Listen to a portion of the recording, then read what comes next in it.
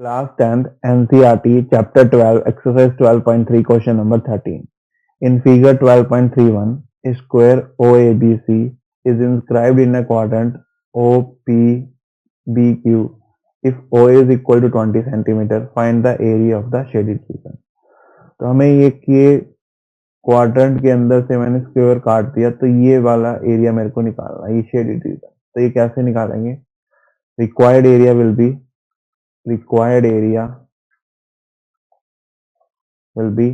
area of quadrant minus area of square ठीक है, ये बनेगा। अब देखते हैं, क्वाड्रेंट की मेरे को रेडियस भी निकालनी पड़ेगी, मेरे को सर्कल की रेडियस भी चाहिए। अब बट मेरे को क्वेश्चन में क्या गिवन है? OA is equal to 20 centimetre. OA यानी कि ये डिस्टेंस मेरे को गिवन है 20 सेंटीमीटर, और गिवन है ये स्क्वायर है, तो ये भी 20 होगा, ये भी 20 होगा, ये भी 20 होगा। ठीक है, तो अब एक चीज बताओ, स्क्वायर के अंदर एंगल कितना होता है? तो ये 90 डिग्री एंगल है। तो now by using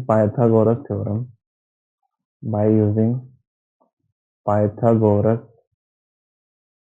theorem in triangle OAB। अब ये 20 है, ये 20 है, ये वाला एंगल भी 90 डिग्री है। तो मैं आपसे अगर OB की बात करूं,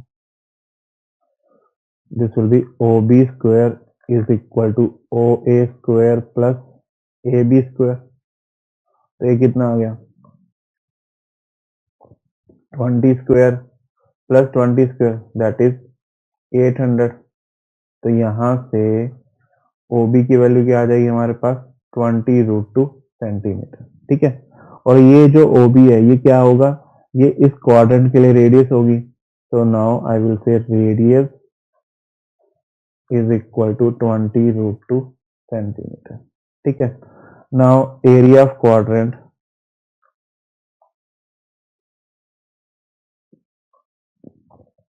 is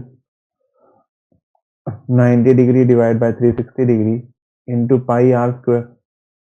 So it will be 1 by 4 into 22 by 7. Sorry, हमें पाई की वैल्यू क्या गिवन है? 3.14 गिवन है। तो 1 by 4 into 3.14 into 20√2 whole square. ठीक है, तो यहां से मेरे पास एरिया ऑफ क्वाड्रेंट क्या आ गया? 628 सेंटीमीटर स्क्वायर। ठीक है, नाउ मेरे को ये साइड पता है, तो एरिया ऑफ स्क्वायर